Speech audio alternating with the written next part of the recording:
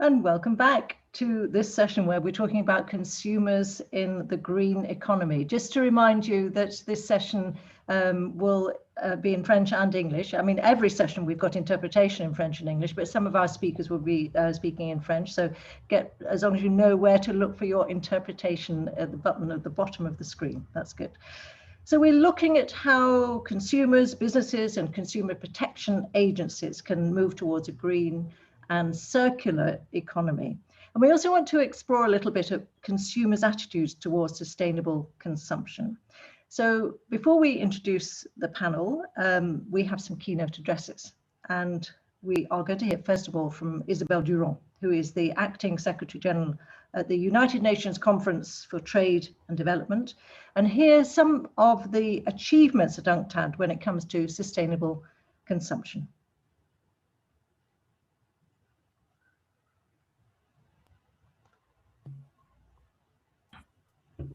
Excellences, mesdames et messieurs. Excellencies, ladies and gentlemen, dear friends.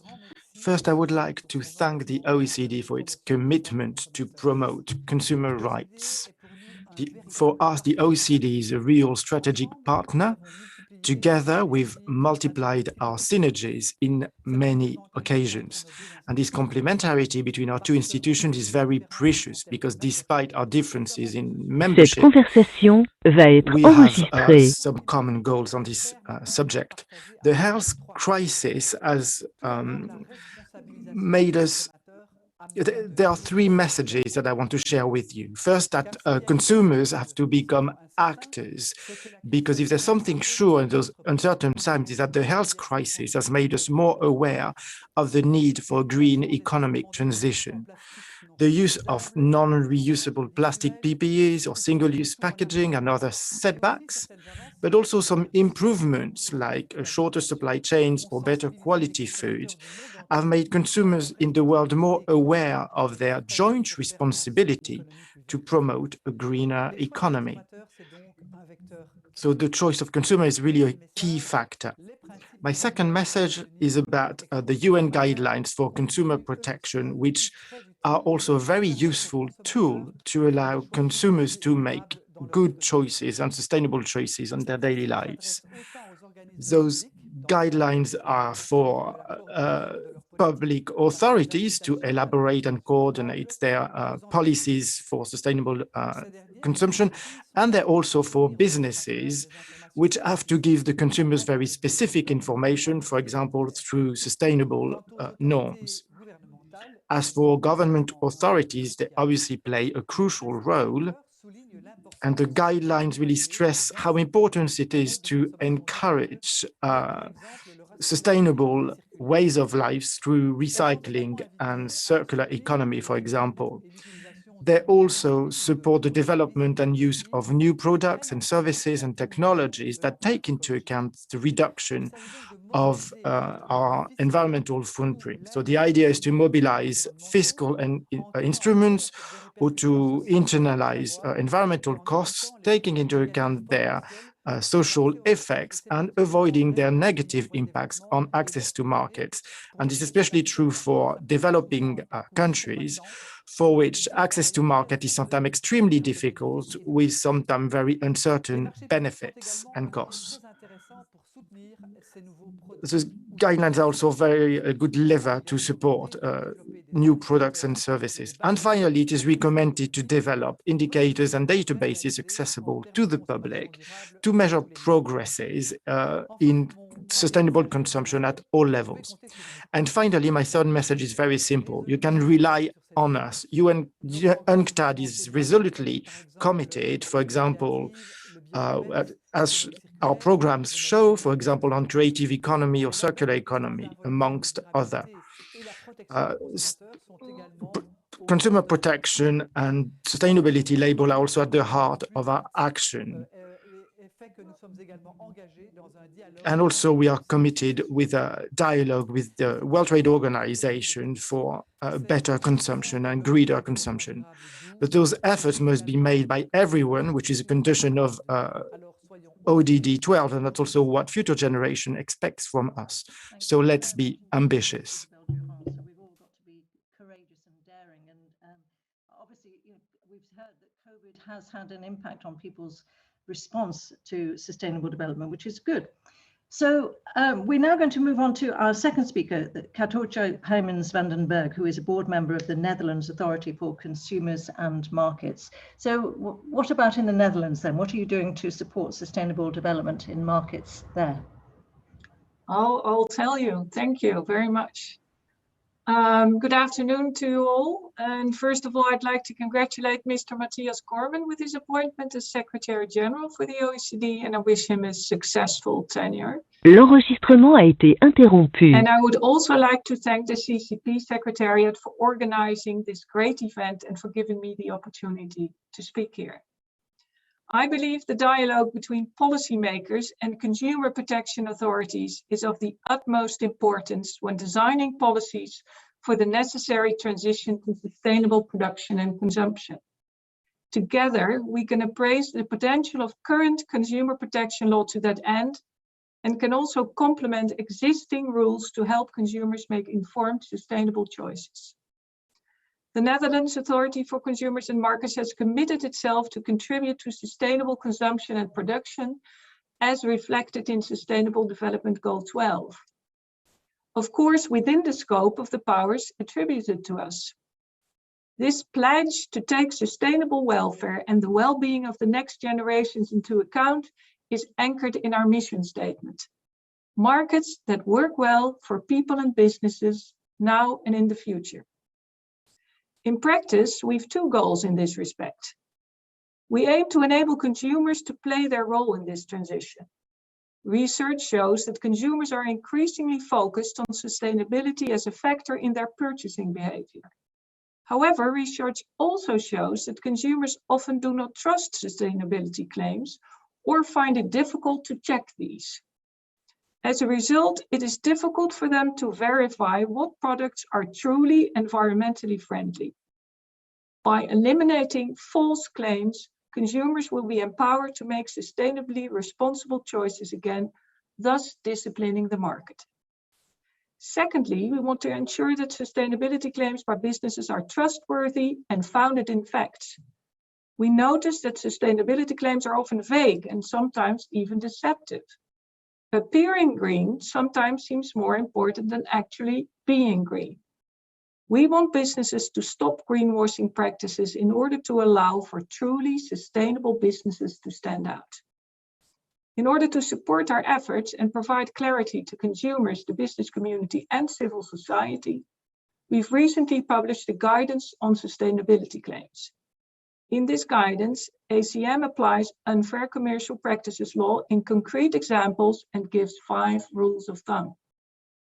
For example, we state that businesses must substantiate their sustainability claims with facts and keep these up to date.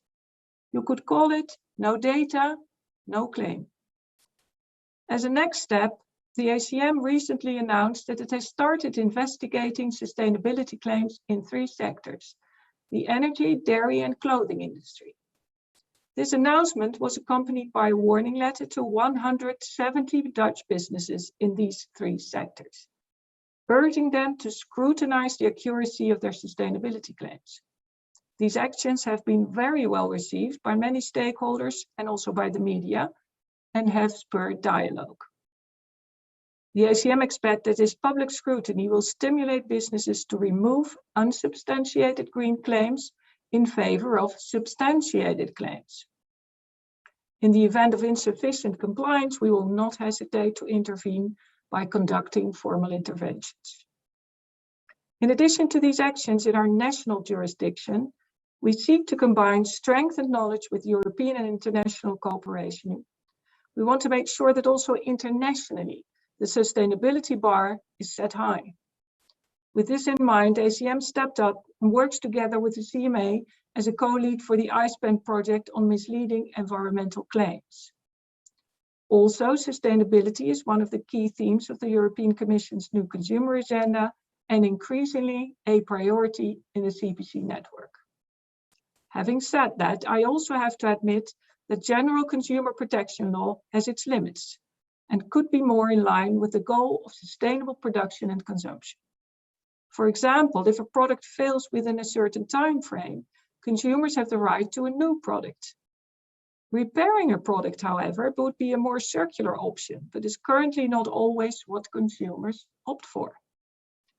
Additional policies will be needed to create an environment in which consumers can make well-informed and truly sustainable choices, and to help regulators monitor compliance.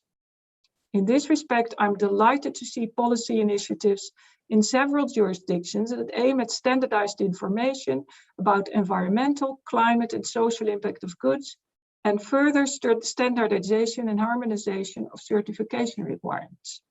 Fewer and more meaningful labels may lead to more clarity throughout markets.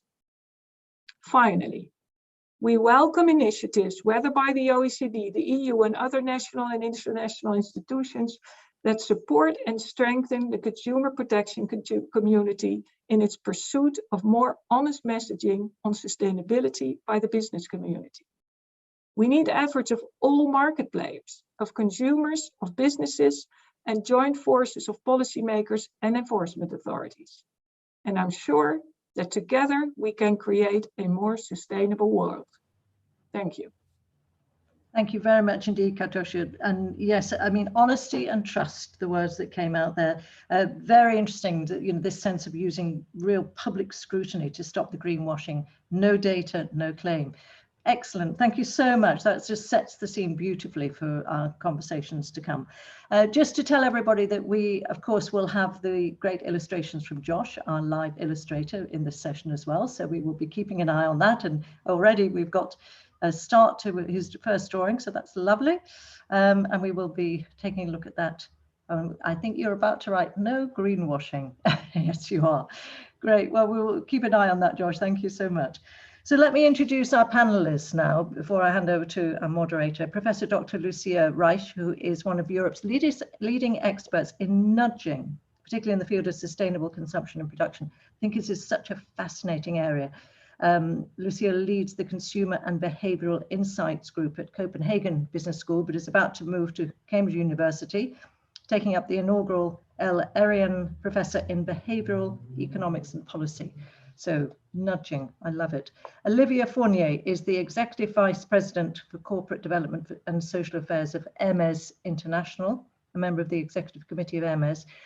So it'd be lovely to hear the world of luxury goods and hear how your customers are approaching eco-friendly products.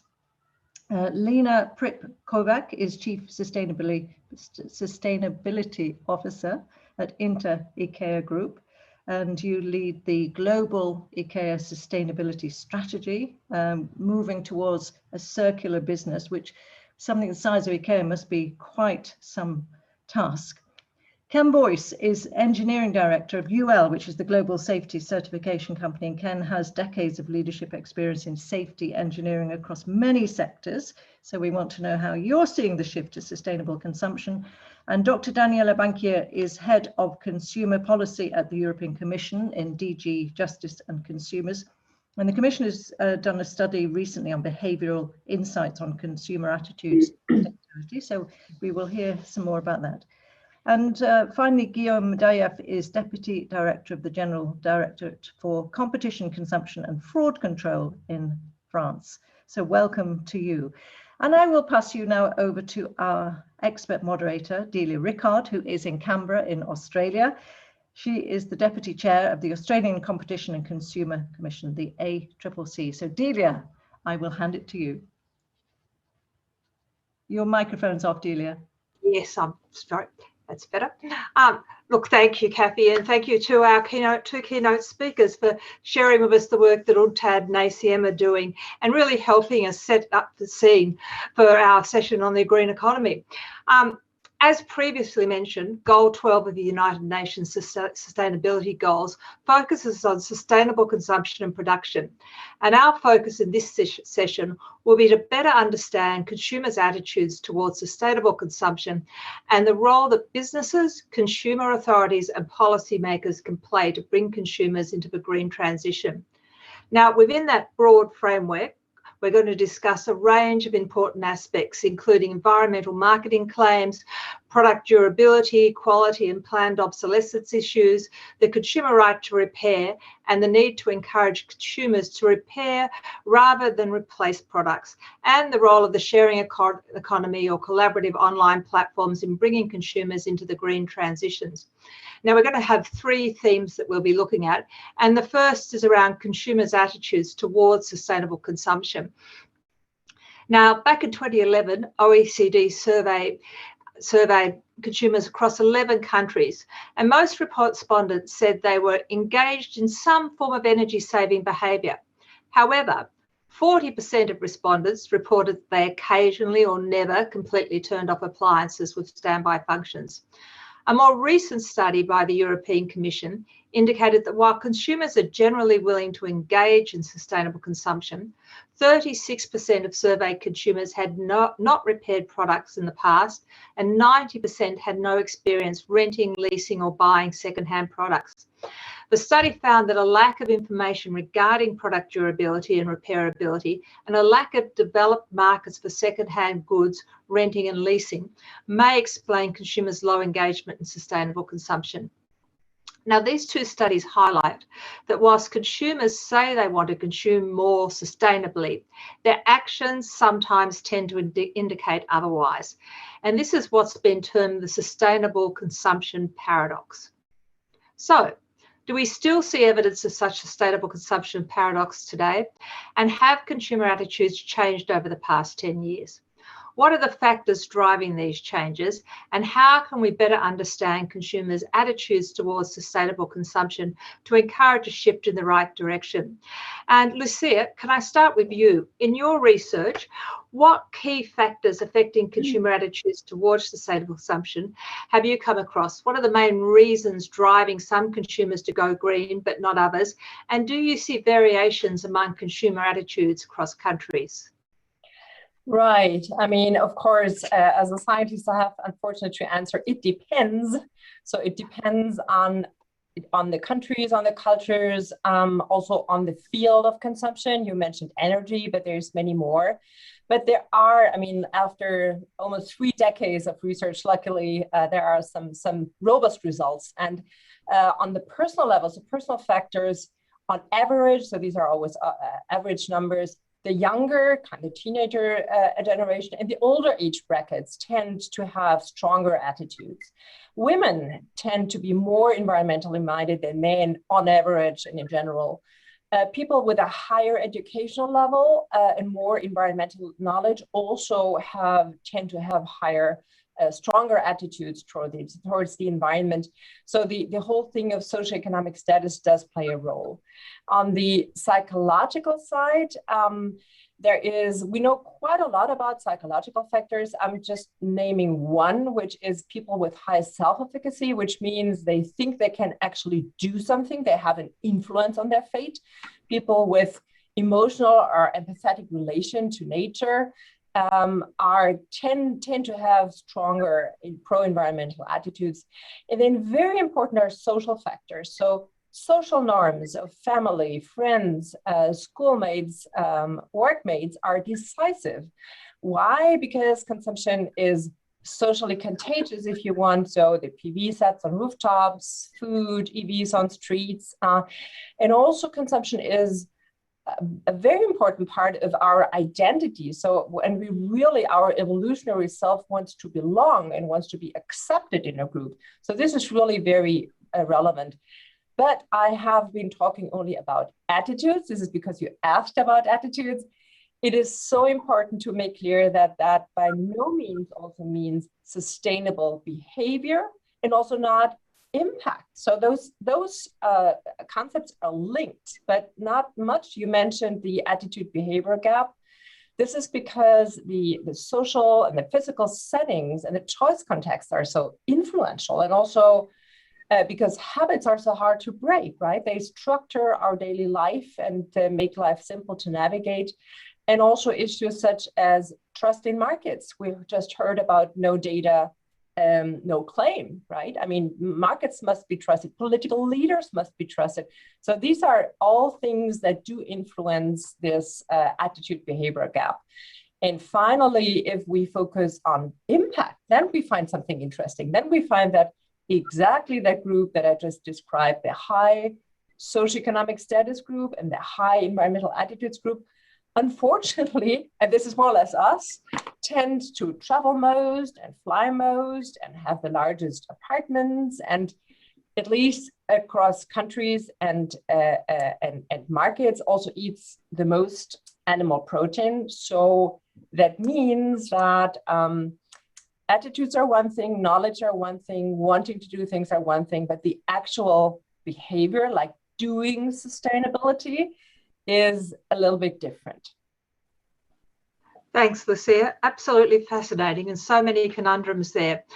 Look, we might go to Daniela now. And Daniela, can you tell us a bit more about the study that the European Commission conducted in 2017 and provide an example of how behavioural insights have been used to deepen understanding of consumer behaviour towards sustainable consumption? Yes, thank you, Delia. You mentioned already some figures from this 2017 study we did on consumer engagement in the circular economy. We have a majority of consumers, 2/3, who repair products. However, there's also a substantial share of consumers, 1/3, who have never or do not in general repair products. And we have 90%, it's a high number, of consumers who have no experience in renting, leasing, or buying second-hand products. So can we conclude that that there is a paradox, a sustainable consumption paradox that you mentioned in the beginning? Can we conclude that we have consumers who want to consume more sustainably, but who in fact do not consume sustainably? Is there discrepancy between a general willingness of consumers and their actual engagement? We actually do not think so. Our 2017 study also shows that one likely reason for the relatively low engagement of consumers is the lack of information, of trustworthy, reliable, easy to understand information for consumers, information on the sustainability of products, on their durability, their repairability. So our behavioral research also shows that such information is very effective at shifting purchasing decisions towards more sustainable products. So information from our point of view is key for consumers to play an active role in the green transition. Let me just briefly also mention two more aspects. We also saw in this study that we have relatively low engagement of consumers, and this low engagement was linked to the lack of sufficiently developed markets, for example, for markets in second-hand products, leasing, renting, sharing. But this was 2017, and we think that this might be changing or has already changed. There's a second aspect, and that's the price of products. Do higher prices, and this is often, it's often seen that sustainable products are more expensive.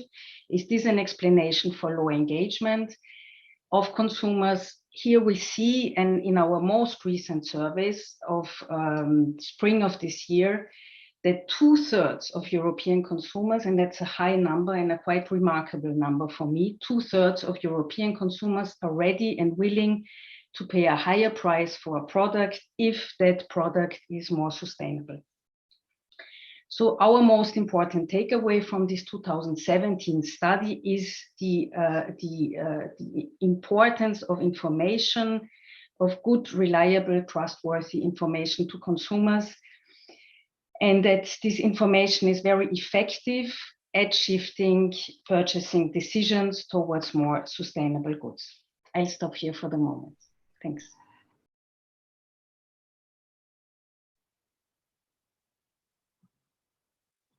Delia, your microphone. Thank you for that, Daniela. And it's nice to hear some encouraging sort of findings in all of that. Look, now I'd like to ask Guillaume if you could comment on the developments in attitudes to sustainable consumption in France based on what you've seen at the DGCCRF.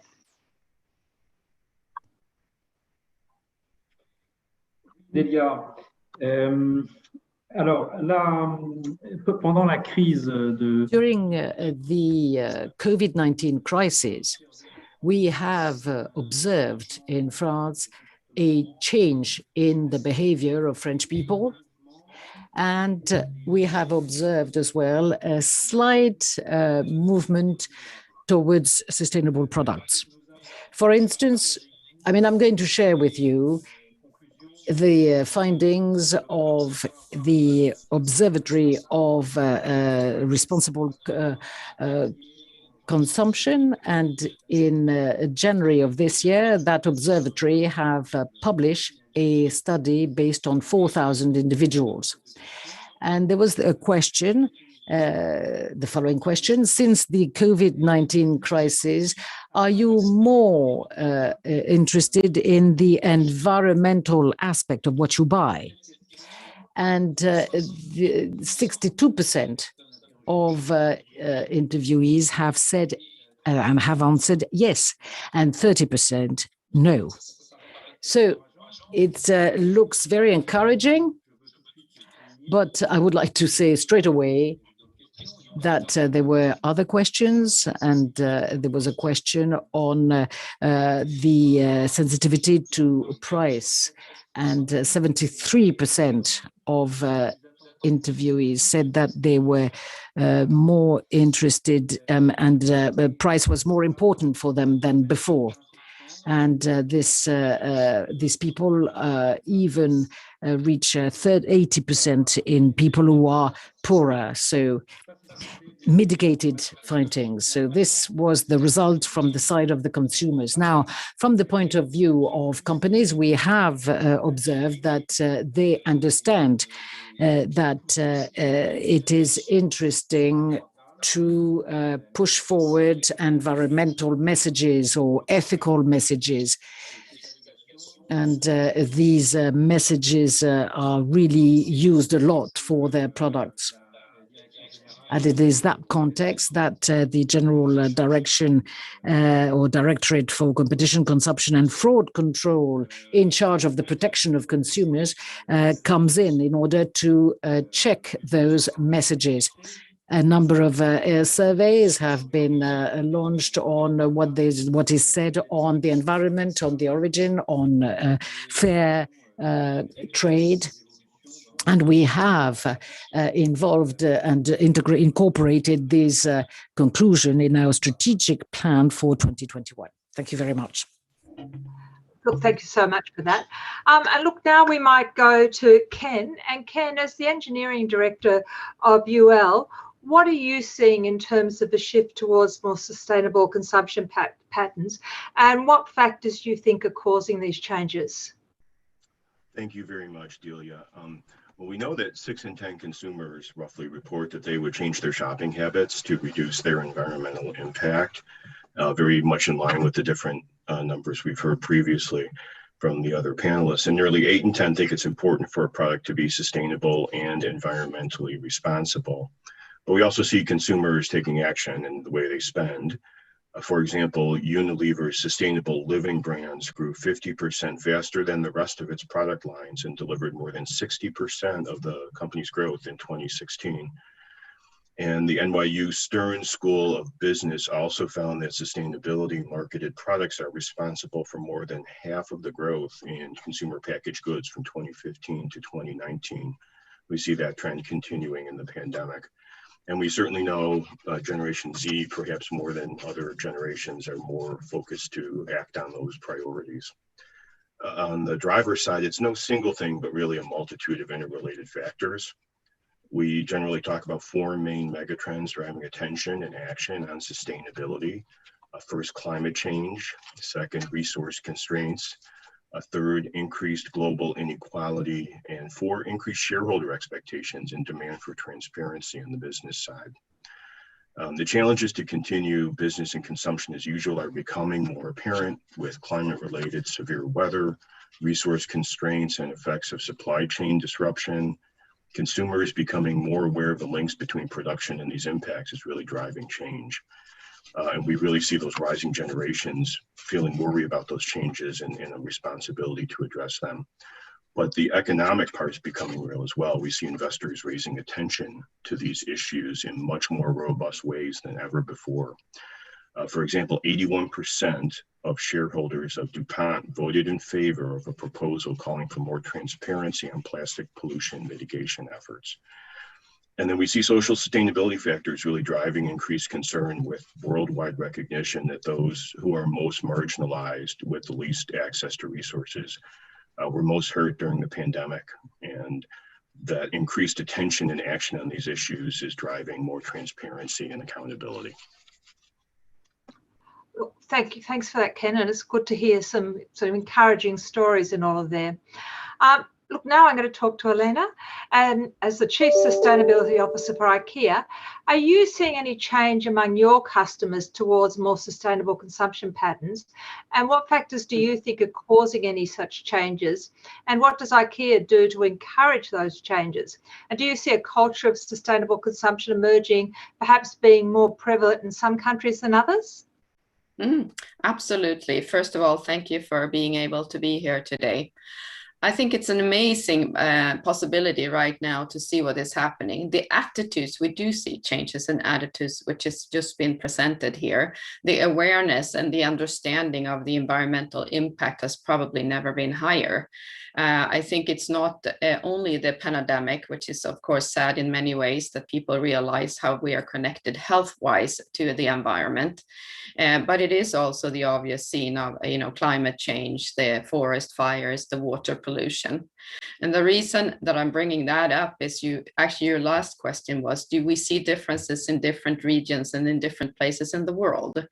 I think in a general term of understanding and importance of sustainability is maybe not where we see the differences, but we do see as a company with full focus on everyday life at home, the different focus in different regions. If you live in a highly air polluted city, your view and your look into climate and air pollution will of course be in the forefront when you also are shopping. If you live in an area where there is water scarcity and water pollution, you have another perspective into what you mean with sustainable consumption.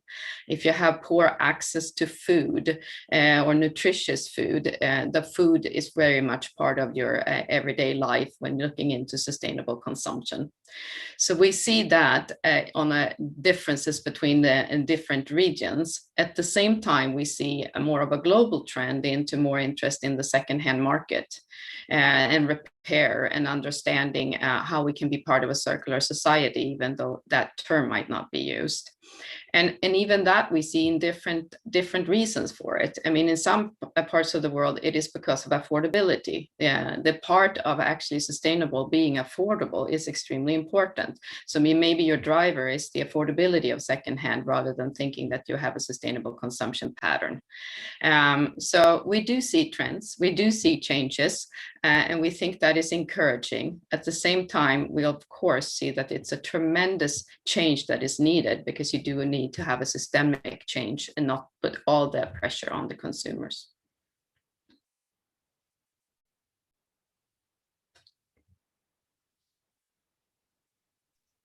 Microphone.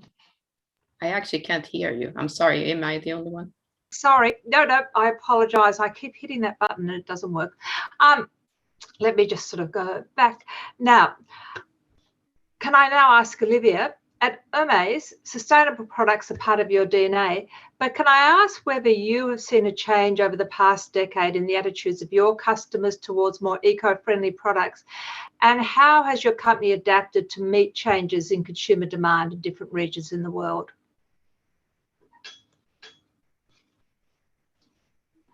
Merci, merci Delia. Thank you very much, Delia.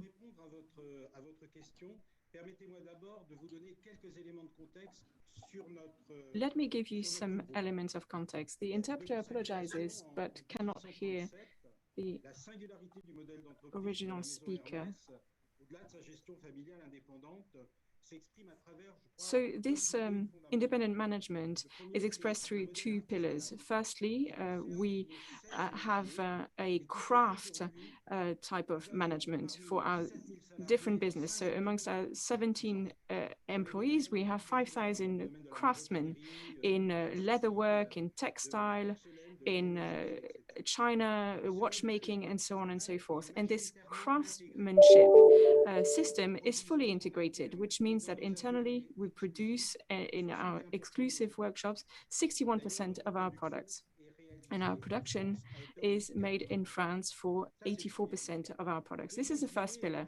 The second pillar, and this is probably an essential element to feed the answer to your question, is having quality with no compromise, which is the guardian of the sustainability of our products. And this expectation is true for all the material that we use. In the constant care we give to the well-being of our workers. And these are the elements that mean that today we can guarantee the sustainability of our objects for customers. And we train our craftsmen. We train them not to one task, which could be an industrial tailorist approach, but we train them in a job in its entirety. And this is an authentic approach, which is coherent with the challenges that we face now. And it is in line with what consumers want throughout the world. And our customers, our loyal customers, new ones also, they all want to buy for the long term, or for the logic of passing on what they buy from one generation to the next. They also buy something extra, something with a soul, which has been handmade, and we want to be true to this, and this is really our strategy. And beyond managing the high know-how, which is very true in our particular line of work, we believe that our customers are more and more aware, and you said so previously, to the commitments that are taken to be part of a CSR approach. So it can be the communication that we have on our carbon footprint, which is one of the lowest in France for major companies that are listed on the Paris stock market. It's also true for our CSR approach within the company, and this is something that we can share later. It's also being part of international initiatives and coalitions that mean that we can learn from each other and we can pool together best practice. I'm thinking especially of initiatives such as the Fashion Pact, Act for Nature, the French business pledge that was launched by French company managers, and we are part of these initiatives to learn from each other and also to contribute to this, to help these initiatives.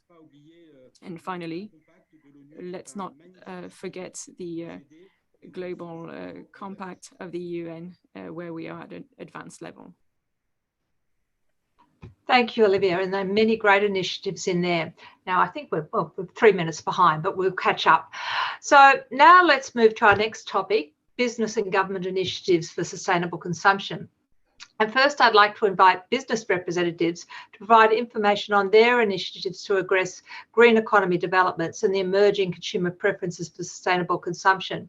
And we're especially keen to hear about how businesses are addressing issues such as misleading environmental marketing claims, warranties and consumer right to the repair, and concerns around planned obsolescence and alternative business models based on strategies to foster reuse, redistribution, local distribution, and short-term rentals, or products that can evolve over time to meet changing consumer needs. For example, a baby cot that could be transferred into a toddler bed. And Ken, I might start with you. Can you tell us what UL has done to help mitigate risks associated with misleading environmental claims, or greenwashing as it's more commonly known? What do you think are the main linkages between product safety and product sustainability? Great, thank you, Delia.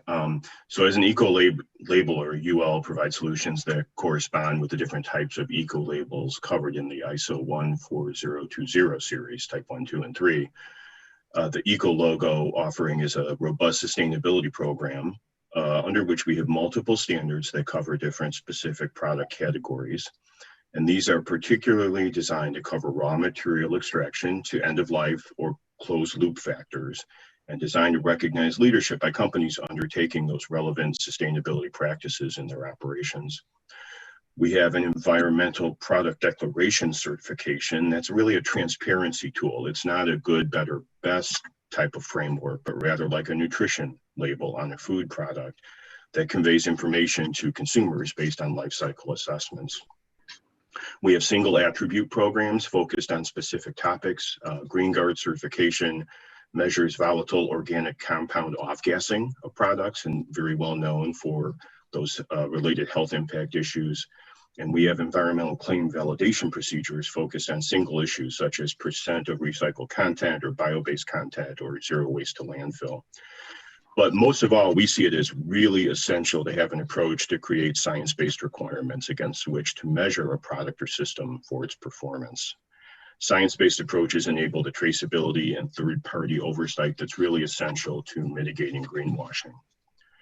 And our tools help address some of those concerns about greenwashing in frameworks like ISO 14021, embodied in those national or regional green marketing guidance as those emerge around the world.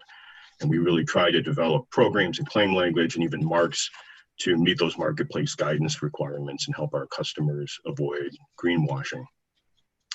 As a safety science company, UL is extremely focused on co-managing safety and sustainability.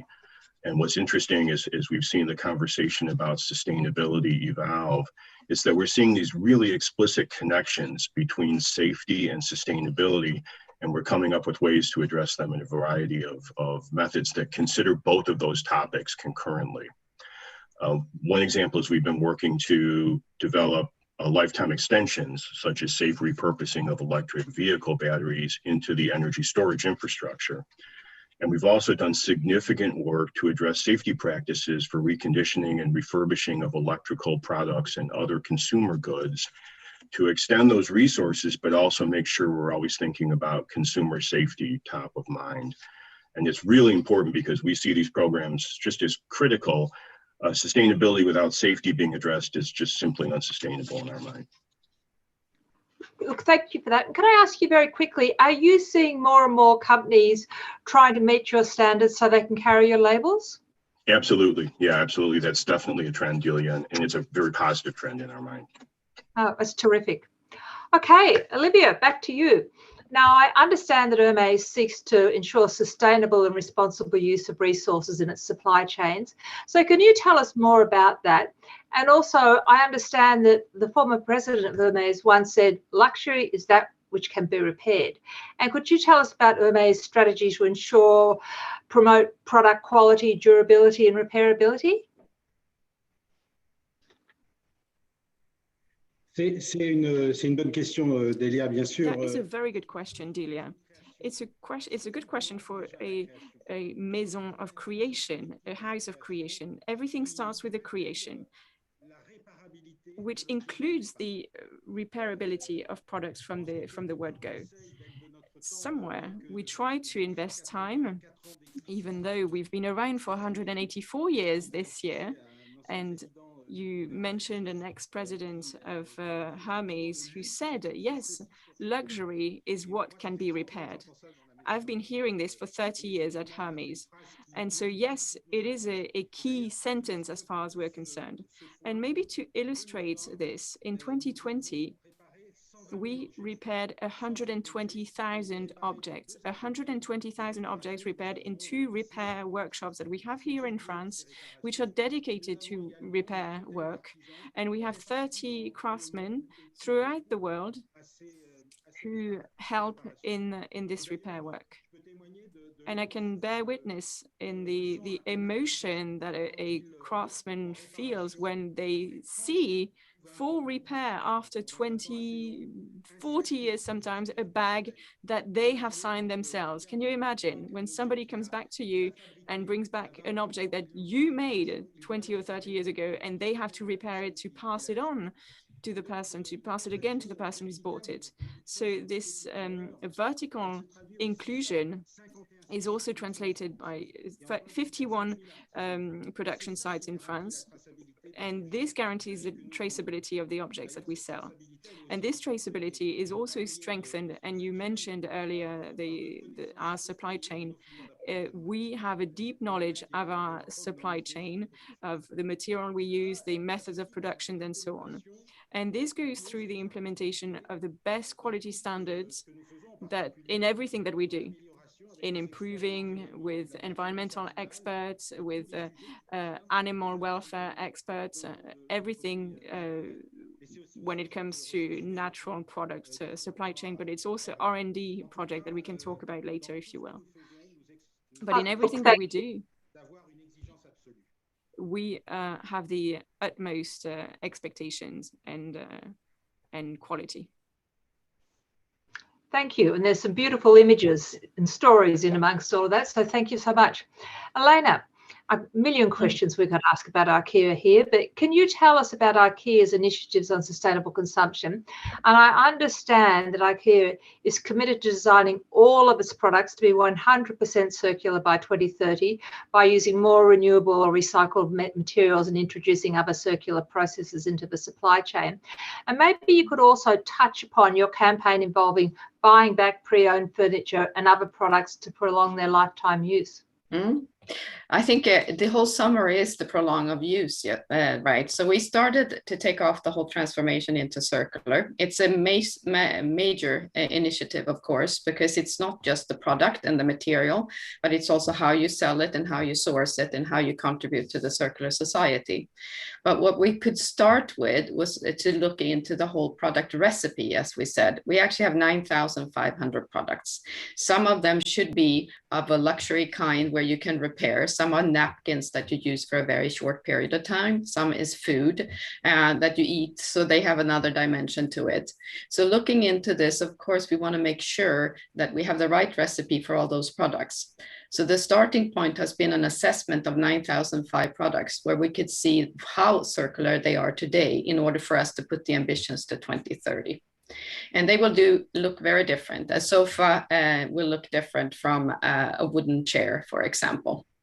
But in this journey, we will move the material and all our ambitions then for renewable and recycled materials. The other one is the design of it in order for it to be repaired or repurposed if possible, and also recycled.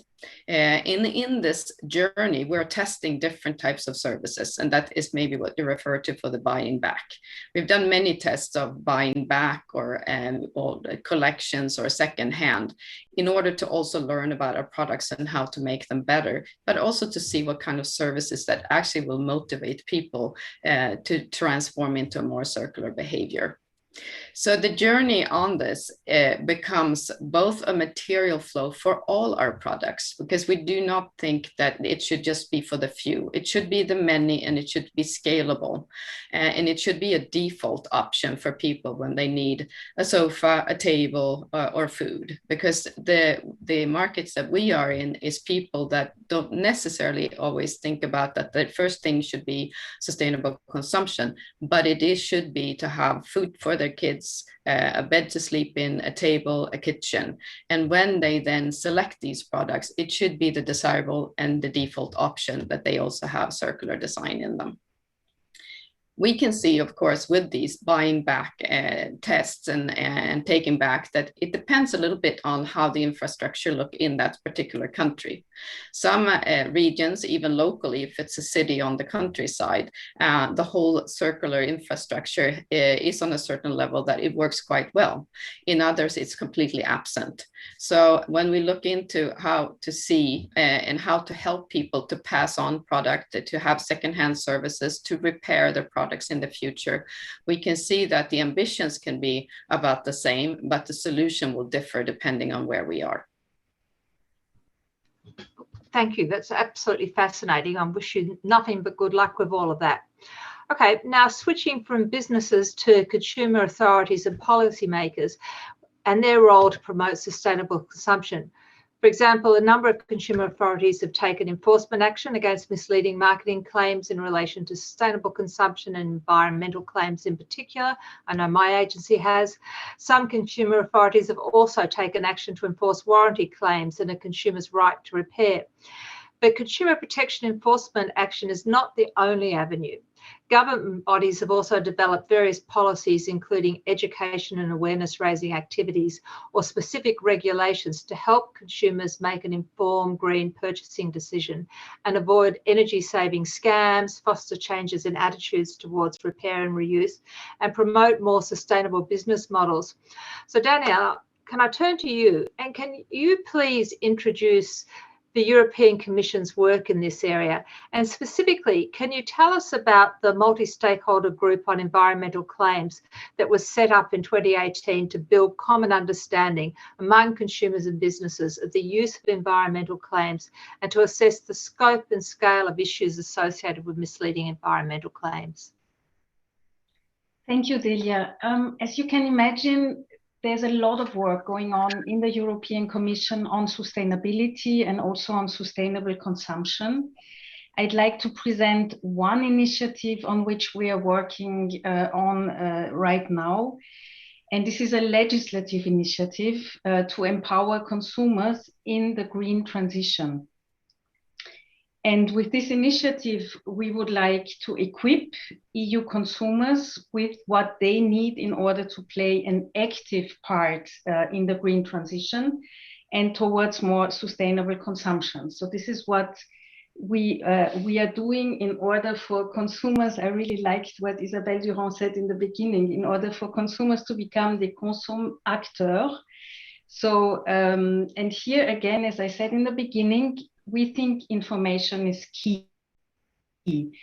So one important part of this legislative initiative will be to improve the information available to consumers about the product's environmental characteristics, information on lifespan of products, of durability and repairability.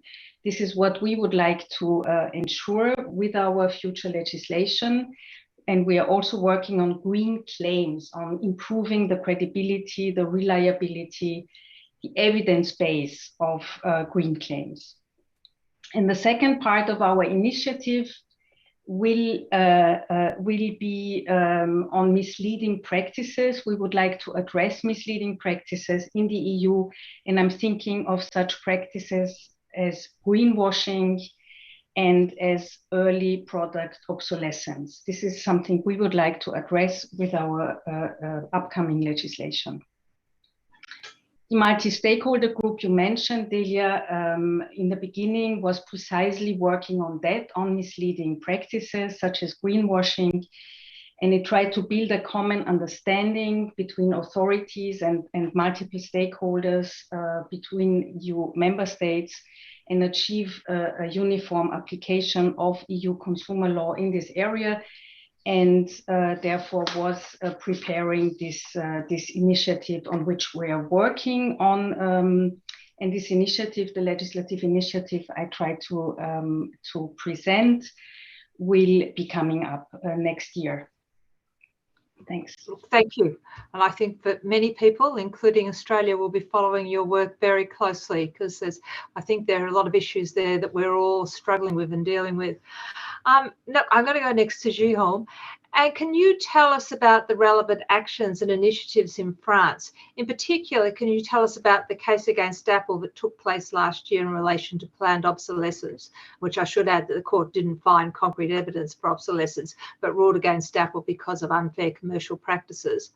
Also, I understand France recently introduced several initiatives in relation to the green economy. For example, I note that the green transition is one of the pillars of the National Recovery and Resilience Plan published this year. So can you comment on those, please?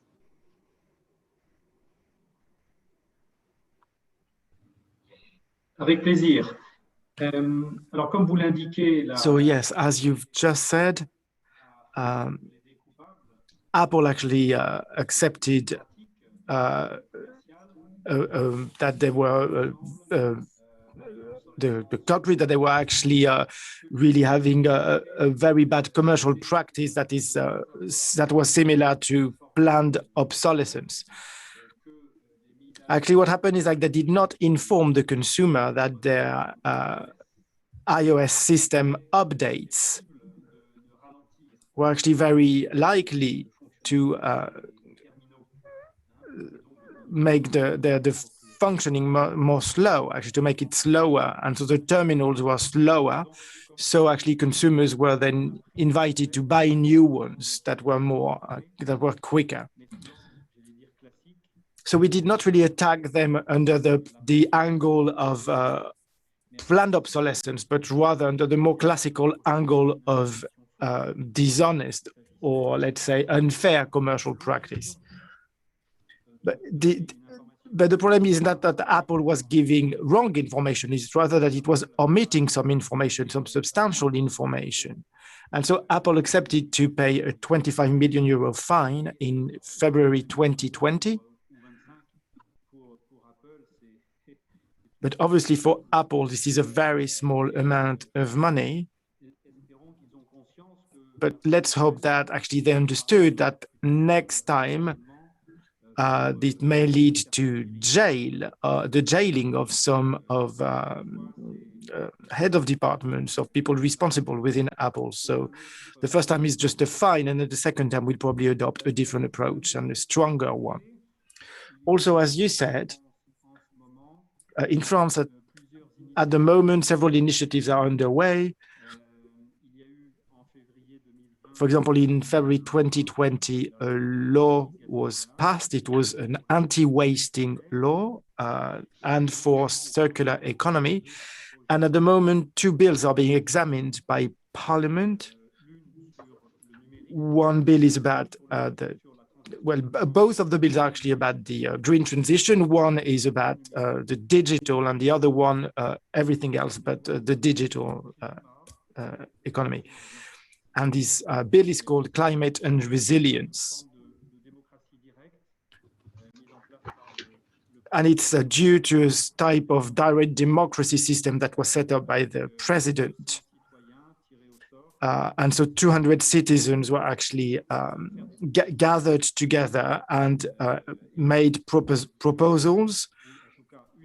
And then some of those proposals were actually translated into this bill, and they are being debated at the moment by Parliament. So these bills have several effects. Some of them are actually very brutal. They go to actually prohibiting some advertising, for example, advertising cars or fossil fuels. And also, as Daniela just said, and other people too, there's also the obligation to inform the public so that the consumer were really aware of what they buy. And here there's obligations to inform about products, but also about the company itself. For example, a company that says, oh, I'm a very virtuous company, or the way we function is fantastic. What the company has to then be able to prove all of this. And then the third pillar is the question of legal guarantees for conformity. How long will the guarantee be? 2, 3, or 4 years? And also the idea to repair rather than replace, the obligation to provide spare parts. So companies have to provide spare parts. And even maybe not the models to actually print those spare parts in 3D. So at the moment, we are identifying the sectors, the industry that will be that will have to conform with those obligations, maybe gardening tools, bikes, electric products. But obviously, I would want to add that it's very difficult to work on those projects if they are not also supported by the EU. This is really essential. First, to guarantee the construction of the internal market, which is one of the objectives of the EU. Also, to make those standards acceptable for companies. which don't want to have to adapt to 26 different legislations, or maybe to be in a situation of unfair commercial practices against companies that do not have to follow the same regulations. Thank you. That was absolutely fascinating. I'm sure many of us will be keeping an eye on what's happening in France and following it with interest. Look, finally, I want to invite Lucia to talk about how effective existing business government initiatives regarding sustainable consumption have been in your view, Lucia. In particular, what role do you think politics informed by behavioural insights could play in nudging consumers to more sustainable consumption? And look, I see on my agenda you've only been given 3 minutes, but I think you can have another minute or so because we're a little bit ahead of time and it seems unfair that you get less time. So off you go. Okay. Yes, that's a very, very good question. I mean, looking back at the last 25 years, and this is about as long since the Oslo Roundtable that sustainable consumption has been on the policy agenda, I do think a lot has been accomplished. On the other side, it has been quite piecemeal, rather slow. However, the past 2 years, so 2019 and 2020, they have been, I would call them breakthrough years. The first with, the climate year driven by Generation Z, and then 2020, the COVID year. They have really turned around not only consumers and attitudes and willingnesses, we've just heard about that, but also, I mean, kind of given businesses and governments a license to act, actually, and also having the voters ready and having the customers ready. And luckily, because it has been quite a while, I mean, those sustainable consumption did not come like, a pandemic, but has been in the making for a while. There are good ideas and there are good business models around. So, and as I think Lena from IKEA said, for systemic change to happen, it makes little sense to put the largest responsibility on consumers. So your question as regards governments, I would also say most OECD countries have come a long way. Some have even now developed a national sustainable consumption strategy like Sweden and Germany to help behavioral change. We know quite a lot about which tools are effective, behavioral and not behavioral. And by the way, I do seriously doubt that information will do the trick. We have a new supply chain regulation that helps increase accountability. And there's also good regulation underway. We just heard about it, supporting everything that's circular. So circular economy, or if you want, circular sustainability as a circular society. As regards businesses, I work at a business school, right? So I do believe that businesses have the real lever in their hands. So, and these days, when you look back, I mean, goods and services are much more efficient. They're smarter. They use better materials. I mean, think of all those potential from the bioeconomy, for instance, has amazing solutions, but also fair supply chains. And a lot has been done. Think of the revolution in the automotive industry, or really wild things like fossil fuel-free steel or cement for building, or all those perks that digitization could potentially bring for better curated, personalized consumption. So there's so much going on. What I think is that in the business world, there have been pioneer sectors and sustainability leaders for long, but the real turnaround actually happened in the past 2 years. Also moved actually by the financial industries.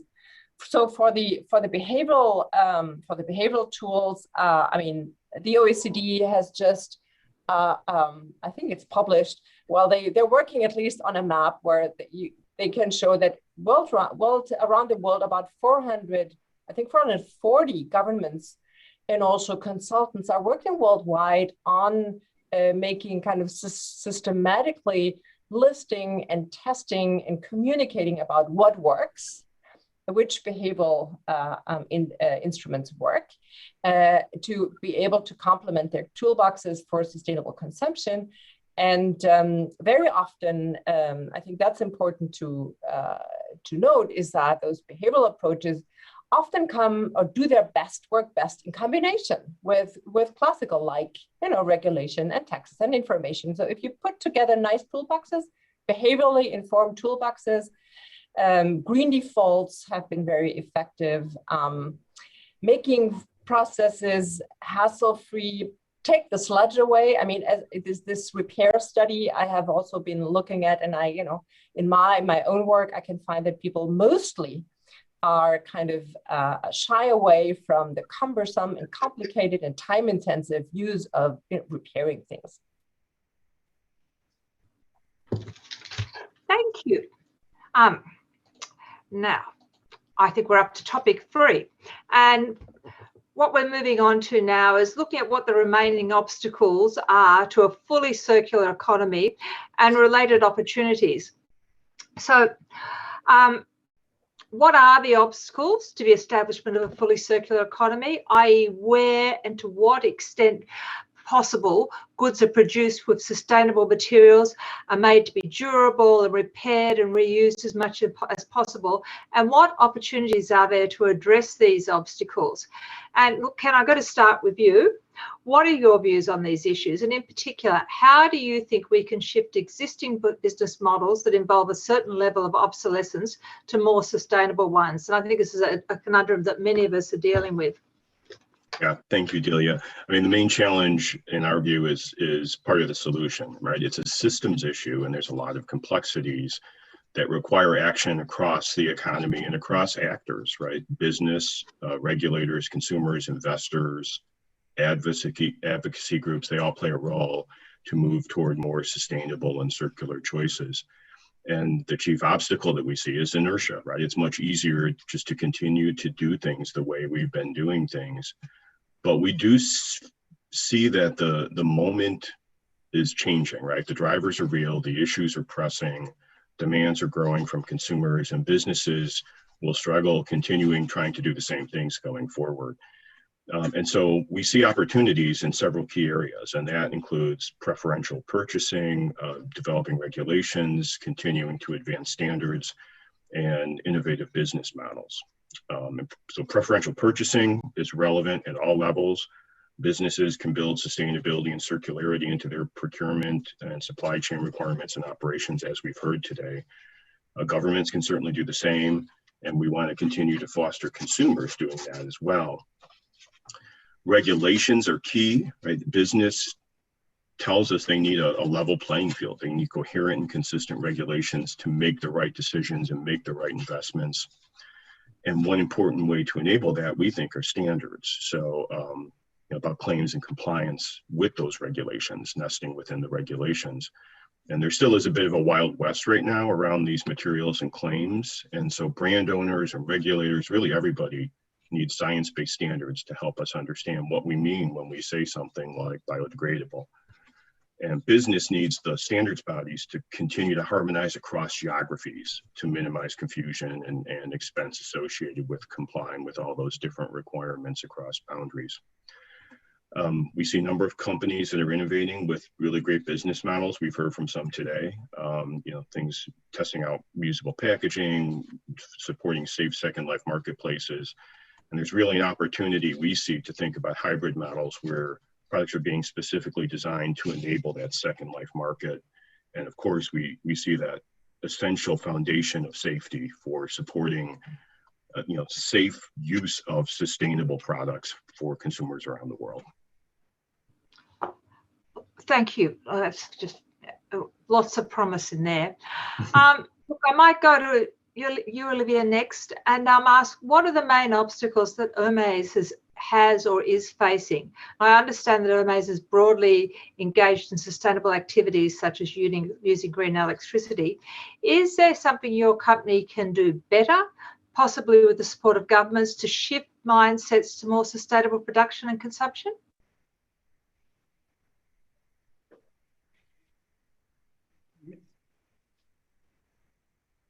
Merci Delia. Oui, je pense qu'en fait, Thank you, Delia. Yeah, I think there's a major issue and 3 challenges. The major issue is the one I explained earlier, which relates to quality.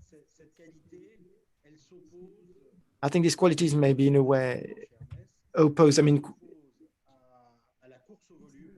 to volume and also to planned obsolescence.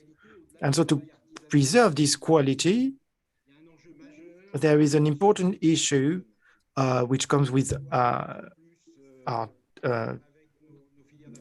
chains. We need to work even more with our chains to know them better and to support them and to also make them progress on sustainable issue. We have a very strong partnership with our suppliers. We have a very respect for them. And we've been working with some of them for more than 20 years. So this is a very important aspect. So here, this was the first issue, the maintaining quality. And then there's 3 challenges, which is very important for a business model for ours. First is education, which is essential because it allows acquiring and mastering know-hows or craftsmanship. And this can apply to any other domain, actually. So education is the first challenge. Then the second is the territory anchoring. I think that the geographical, relationship is very important. What does it mean? It means that you've got to have a relationship with all the people in a periphery, in an area. You've got a cultural, environmental, personal relationship with the people, and that's what we're trying to do. We are present in 12 out of 13 French regions, and we are limiting the production areas to 250 people because we want to have them on a human scale. And we want harmony, but to create 250 jobs in a area which has lost a number of industries is a plus.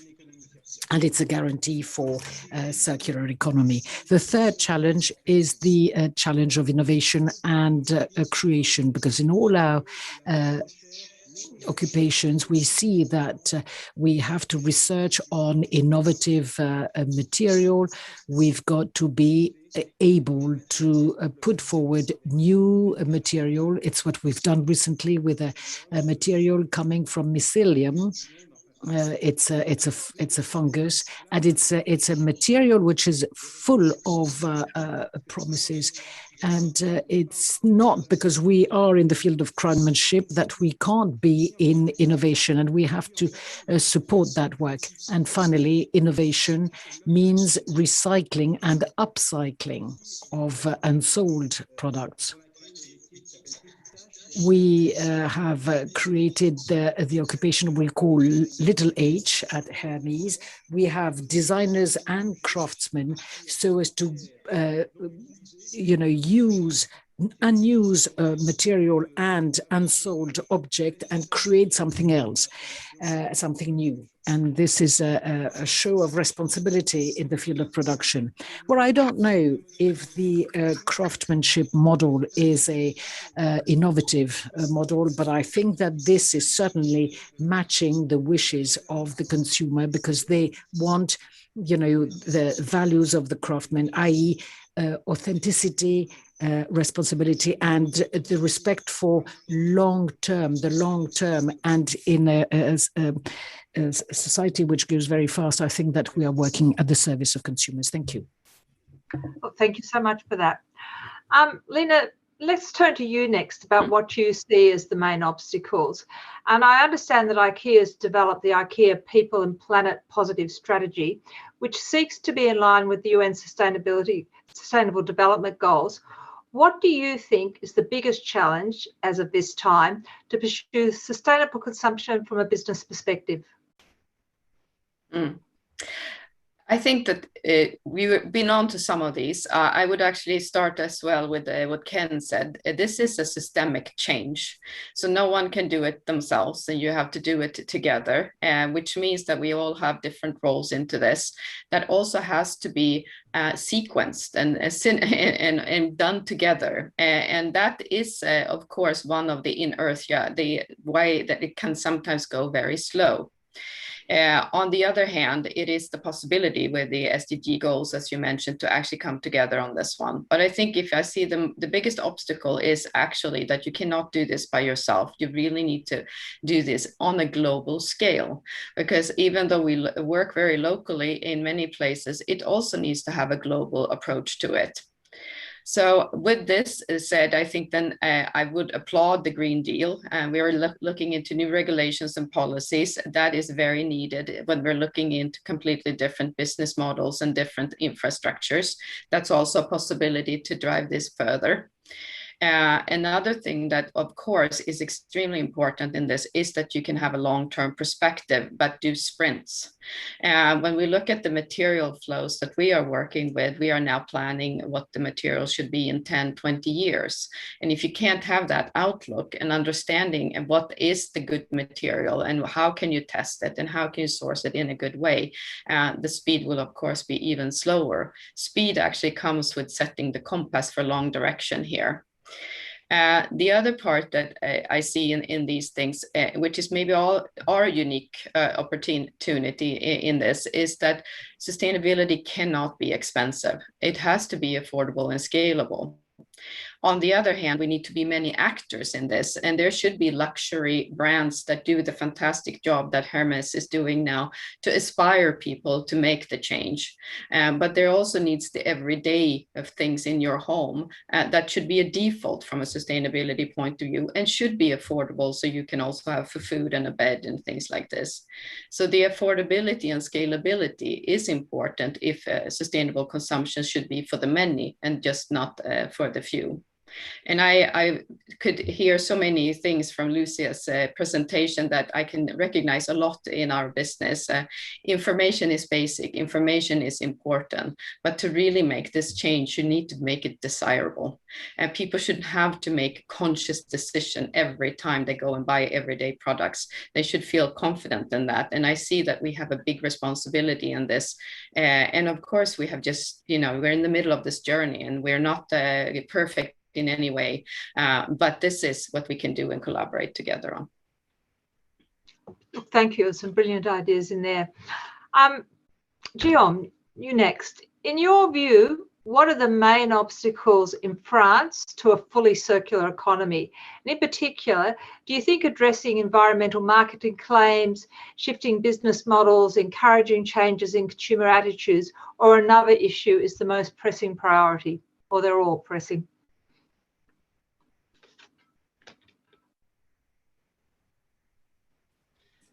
Alors, pauvres consommateurs, hein, quel poids... Poor consumers, because, I mean, what burden we are putting on the shoulders of the consumers? Well, before talking about this point, I would like to quote two challenges. The first one is the availability of spare parts. And if manufacturers do not produce spare parts and make them available, then it's very difficult to choose repairing. Law, of course, the legislation can impose it on them, but the law must be appropriate, because it all depends on the type of product. A very expensive product, well, it might be worth it, but if the product is cheap, it might be devoid of interest for the manufacturer. Now, is it available or not to manufacture spare parts in 3D with the 3D printers?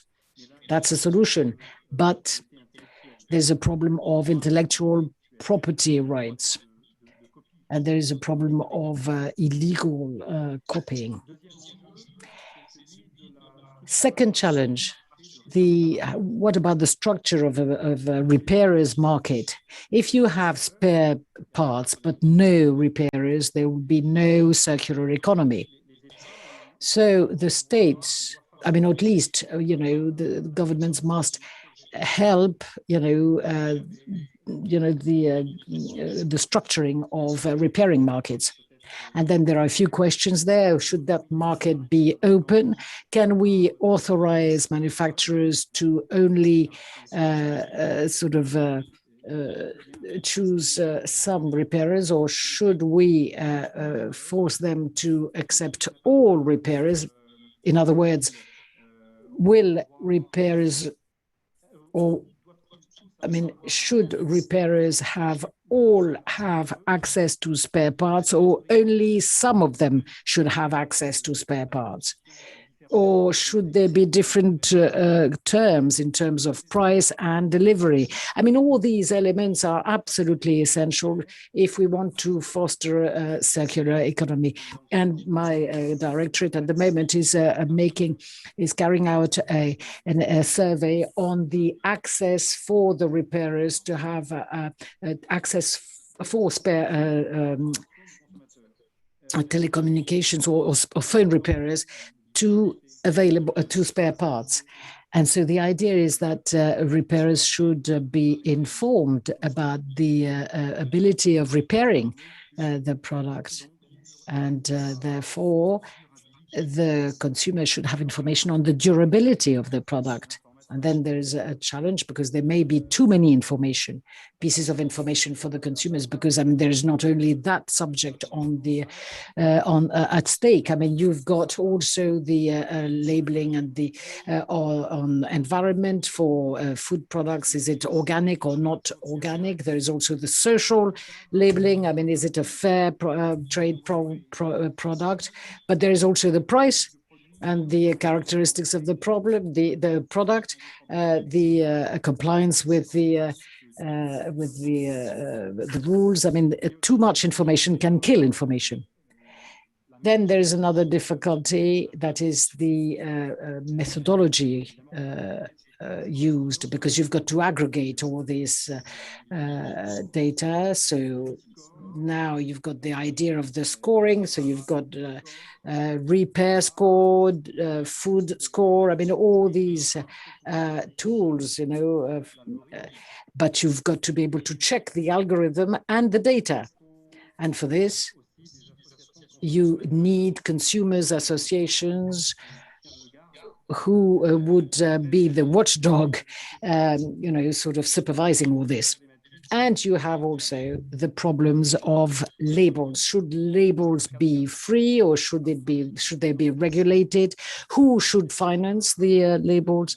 I mean, all these issues are, you know, are going to determine whether it's possible to foster circular economy or not. Finally, a last point. I would like to underline, you know, this issue of marketplaces. Marketplaces are a place where regulations is light compared to the physical markets, and this can, you know, introduce biases in terms of information of the consumer. That's it. Thank you very much.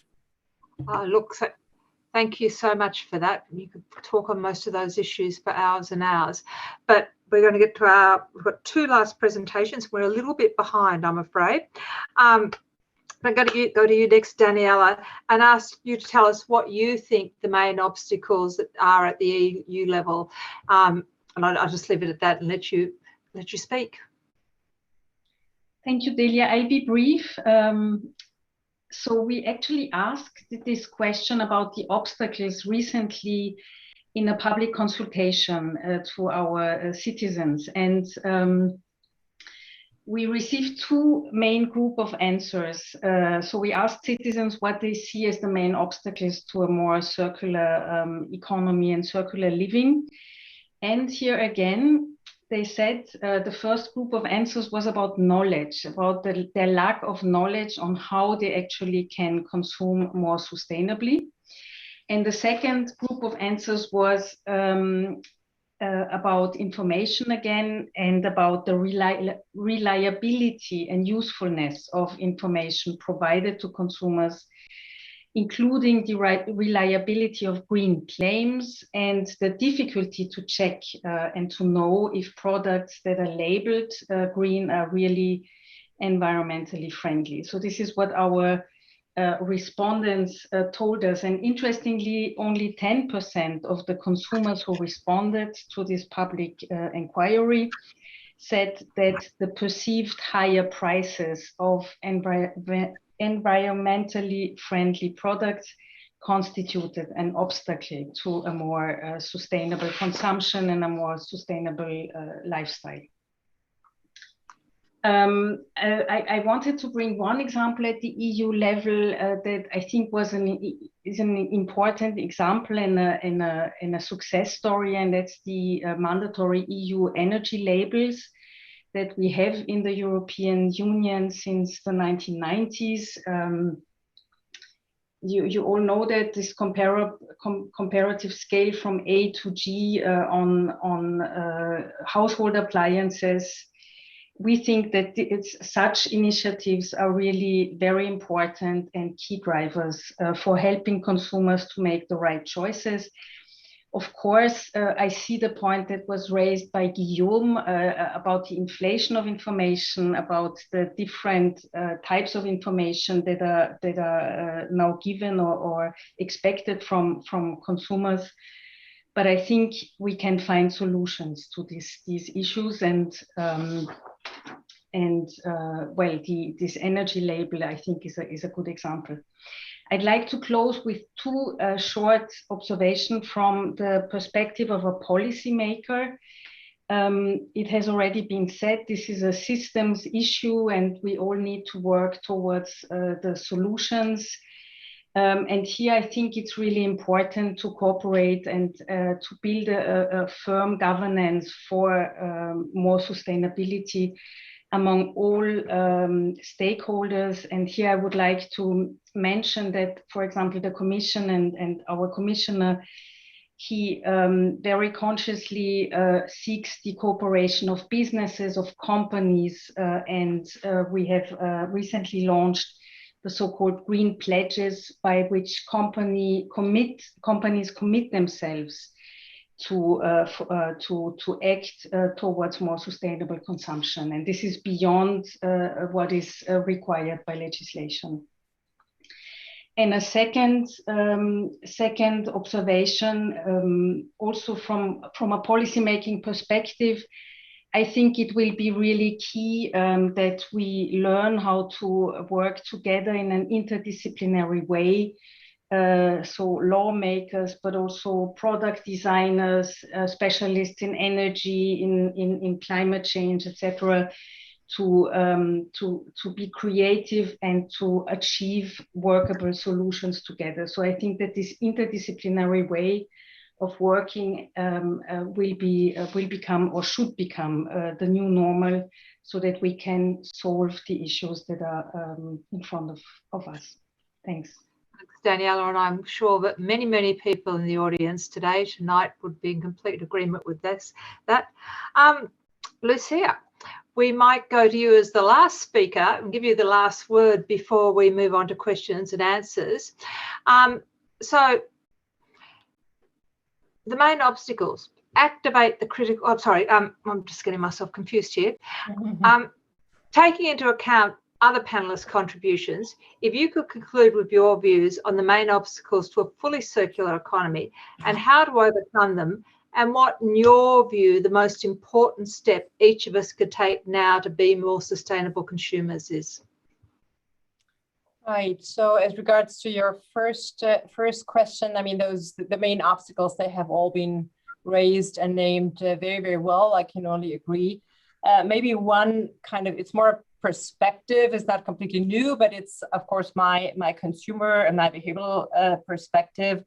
When we talk about circular economy, I often take the perspective of a circular society. Why? Because the best regulation and the best products and the nicest materials, it's not going to work if the human factor is not really factored in. I mean, someone has to do the recycling. Someone has to bring the things to repair. Someone has to, everything has to do with time, with hassle. I mean, even if markets are kind of fully functioning and they products and repair services are very well. It's work, and someone has to do it. So I very much ask policymakers but also businesses to really take in the consumer perspective already in the design process. So human-centered design can be very, very helpful to look at those kind of frictions and little noises that are in the system. And sometimes it's small things that actually prevent people from doing what they actually want to do. So factor in the human factor. I think that's my kind of final suggestion. And then your second question about the most important stuff. That's kind of easy. I mean, of course, it will depend because we're sitting in different continents. We have different consumption modes and possibilities and interests, but each of us can actually use a simple carbon footprint calculator. There's many of them, good ones available on the web. Check your highest environmental footprint impact. Odds are that it is probably travel, heating, food, animal product like meat, maybe in some countries, and then try to avoid or shift or improve accordingly. There's excellent also visualizations and hands-on guides out there. I think that's kind of, as private persons, the easiest thing to do. And I also think that it's of utmost importance that those who are those experts and those the VIPs and the actors and the politicians out there, the group of 7 politicians, they only get, people only will trust them if they also walk the talk. And that's also something we should try to do ourselves. Thanks, Lucia. That's a fabulous challenge to throw out to all of us as we get to the end of the formal presentations and move on to the questions. And Kathy, do you want to sort of read out some of the questions, and if people want to either volunteer for them or else I will allocate them to people? Yes, absolutely. There's one here, though, that sings out to be a question for Ken. It's a question about how various consumer protection regulators can provide coordinated guidance on steps to avoid and prevent greenwashing. Is ISO 14021 a tool that could be used for global compliance for trustworthy, sustainable claims? So it's, how do you coordinate and what are the best tools? So perhaps Ken would like to start on that. Would be glad to. Thank you, Kathy. So ISO 14021 is really important because it identifies and clarifies the terms that are used in claims, hence the benefit of standardization, right? It lays out specific evaluation methods that, again, build that science-based trust. And it identifies requirements for the use of undefined terms, which obviously can be very complicated with respect to greenwashing. I think the bigger, so ISO 14021 is extremely relevant and very helpful in addressing a consistent and adequate approach on a global scale for these topics. I think the bigger question is really around, the relationship between standardization and regulations and how those can really be optimized. And that's a very relevant question. We need regulations to be clear and consistent and appropriate to really drive consequential outcomes for non-conformance. But then there's a really important role, I think, of nesting appropriate standards that are developed by the private sector that support the goals of those regulations and make it easier for companies to drive compliance in a more consistent way. So I think the question is spot on, and I do think that will continue to be more important as we go forward. Thanks, Ken. Who else would like to come in on that?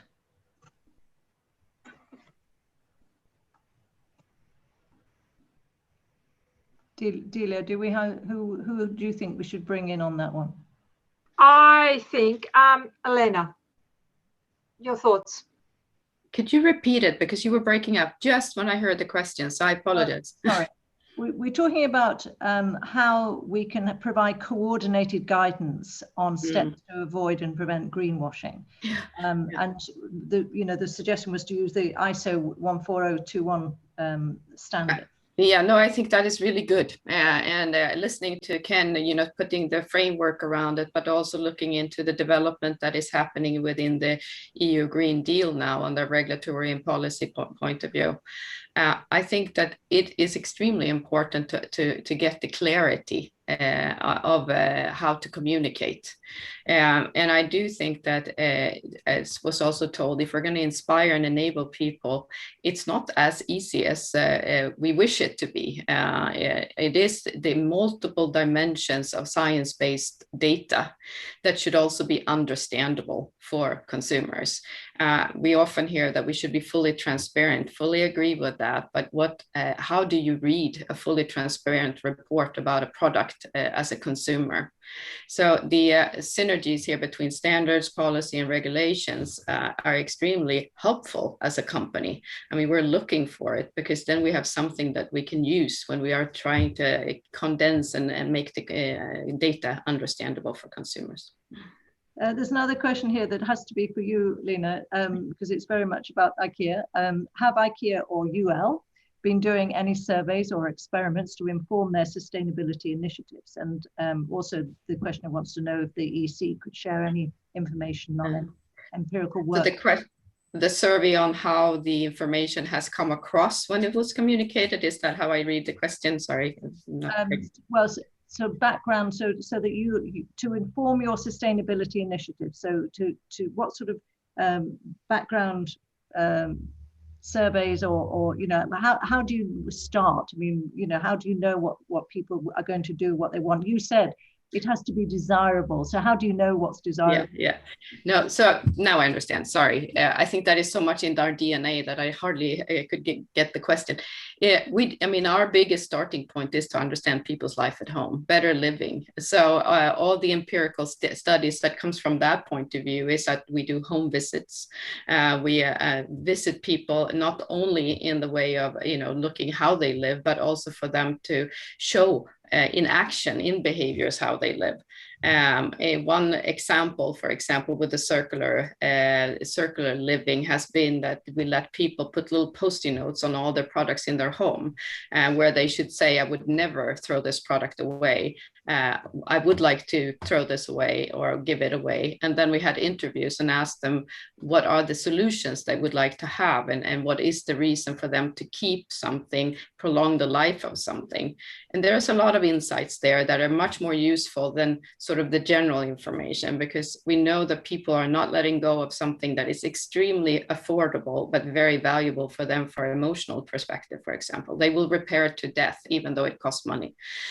So there's all these things that we use all the time in order to understand the behavior in the home.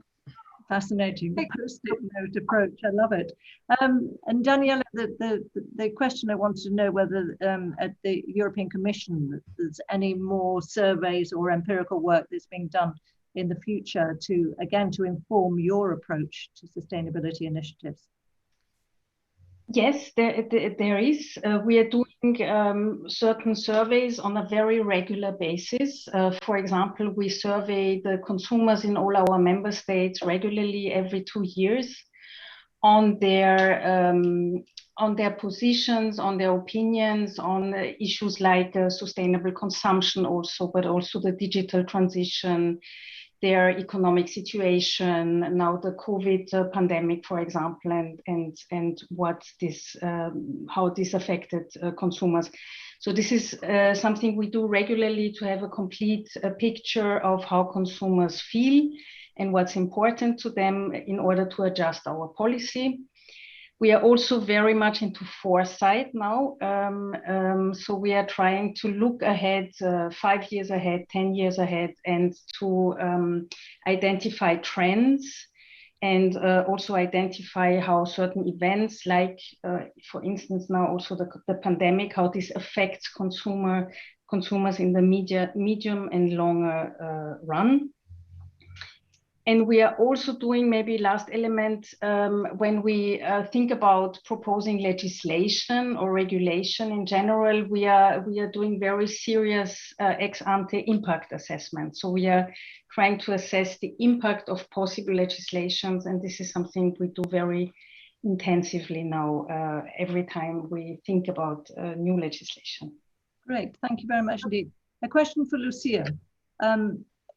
Do you think there's a conflict between the trend towards more sustainable consumption and the increase in e-commerce, which has led to an increase in small parcel shipments and obviously less efficient? But so, you know, the small parcel shipments can't be said to be sustainable. What do you think, Lucia?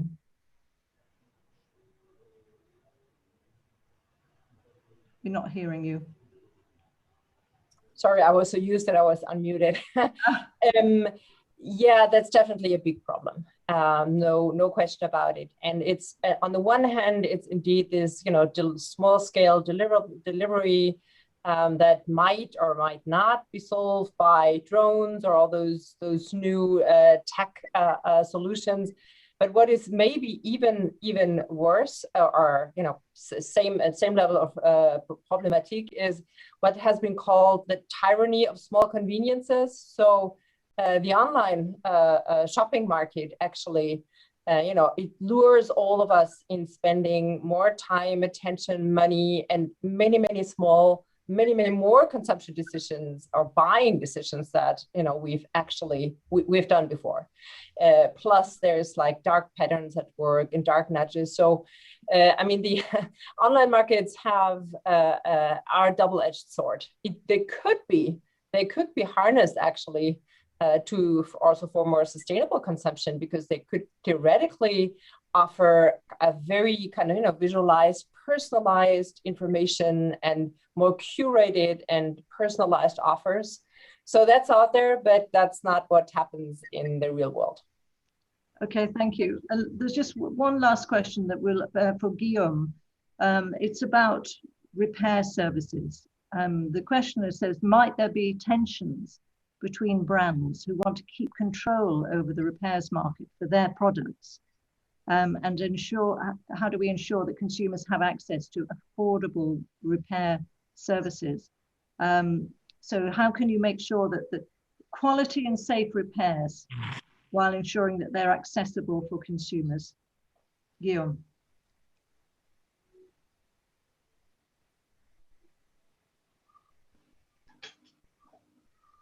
Voilà. Comment peut-on s'en assurer? Eh bien, how can we make sure? Well, one of the solutions is through regulation. And it could be, as it is the case in France, for instance, a ban for a manufacturer to limit access to spare parts, for instance, to repair shops, or to create too strong a discrimination when it comes to accessing spare parts, or by pricing spare parts between certified repair centers and non-certified repair centers, for instance. But this regulation has to take into account other aspects, such as, for instance, safety aspects for certain products. For certain products, we could imagine that it would be better to entrust the repair to trained, certified repair centers and not to open the repair to non-certified repair centers. And we also have the question of intellectual property.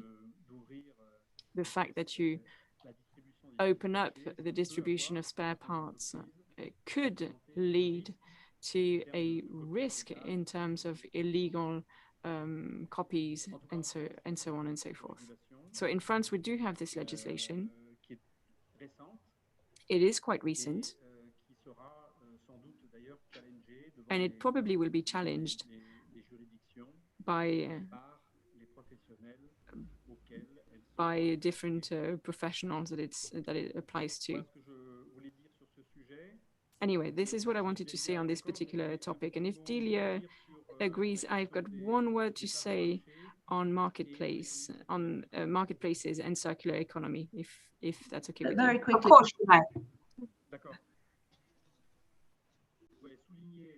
Yes, I just wanted to. So basically, I'll answer the question on marketplace who is responsible for the lack of the information that you have to comply with for the consumer. And when you have more and more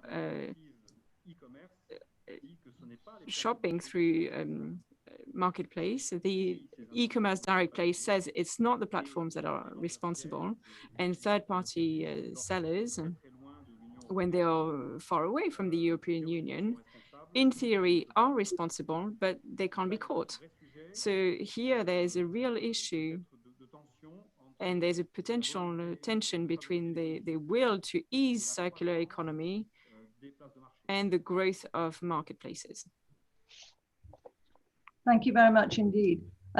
So Delia, I'm going to sum up now, but you perhaps would like to just say goodbye to your panelists and thank them.